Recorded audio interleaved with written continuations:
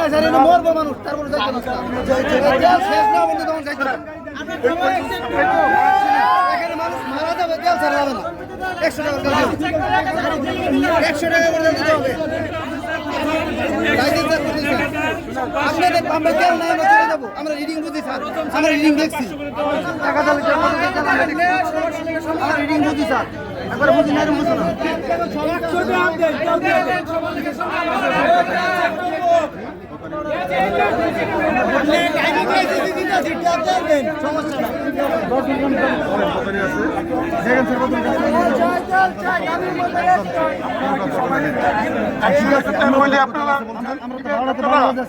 এখন একটু পরে যদি আমরা কারেন্ট চলে যাই, আমরা কিছু যদি কিছু তেল না রাখা হয়, একটু পরে যখন কারেন্ট থাকবে না তখন কি দিয়ে চলবে? যদি একটু পরে আপনারা এখানে উপস্থিত আপনার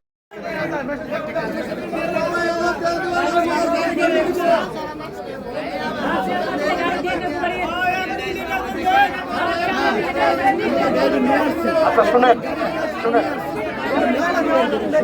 আমি জানি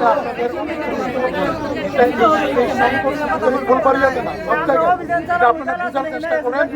আমরা এটা কর্তৃপক্ষের সাথে যোগাযোগ করতেছি যাতে আপনার মানে নেক্সট সময় থেকে যাতে পেট্রোলের যে আপনার পেট্রোল এবং অকটেনের যে চাহিদা, মানুষের যে চাহিদা, সে চাহিদা অনুযায়ী সরবরাহ যদি এনশিওর হয়, সেটা আমরা আমাদের দিকে আমরা এটা এনশিওর করবো।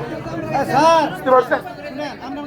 বুঝতে পারছি, এখানে আপনাদের যতটুকু ক্ষমতা আছে 100 টাকা করে দিয়া যদি পারেন আমাদেরকে দিয়ে দেন, যেটুকু আছে এরপর আমরা চাবো না, যেটুকু আছে যে 10 টাকায় চলে যায়, 10 টাকায় চলে যাবে, তার হাইটা নিয়ে যাবে 10 টাকা চলে যাবে।